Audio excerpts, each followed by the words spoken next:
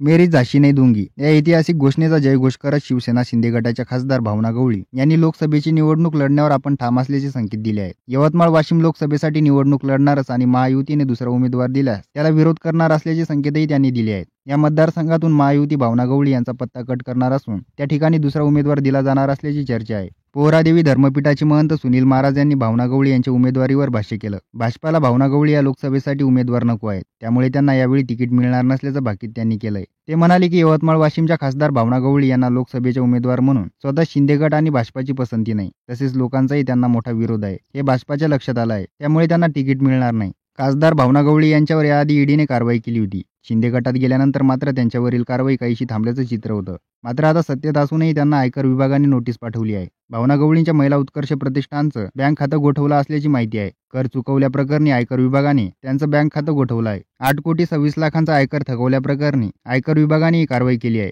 या प्रकरणी आयकर विभागाने महिला उत्कर्ष प्रतिष्ठानच्या विश्वस्त आणि संचालकांना कारणे दाखवा नोटीस बजावल्याची माहिती आहे. मात्र खासदार भावना गवळींनी संस्थेचं खातं सील झाल्याची बातमी फेटाळली आहे. अशी कोणतीही माहिती आपल्यापर्यंत आली नसल्याची माहिती त्यांनी दिली आहे. शिवसेनेचा बालेकिल्ला म्हणून यवतमाळ वाशिम लोकसभा मतदारसंघाची ओळख आहे, पण यावेळीची परिस्थिती काहीशी वेगळी आहे. यावेळी शिवसेनेमध्ये फूट पडलेली आहे. शिवसेनेच्या विद्यमान खासदार भावना गवळी यांनी शिंदे यांना साथ दिली आहे, त्यामुळे या ठिकाणी उमेदवार देण्याची तयारी ठाकरे गटाकडून सुरू आहे. पोहरादेवीचे महंत सुनील महाराज या ठिकाणाहून लोकसभेसाठी इच्छुक आहेत. महाविकास आघाडीच्या माध्यमातून या ठिकाणी निवडणूक लढण्याच्या तयारीत आहेत. या मतदारसंघात बंजारा समाजाची मतं मोठ्या प्रमाणात असल्याने त्यांच्या उमेदवारीचा फायदा होण्याची शक्यताही वर्तवण्यात येत आहे.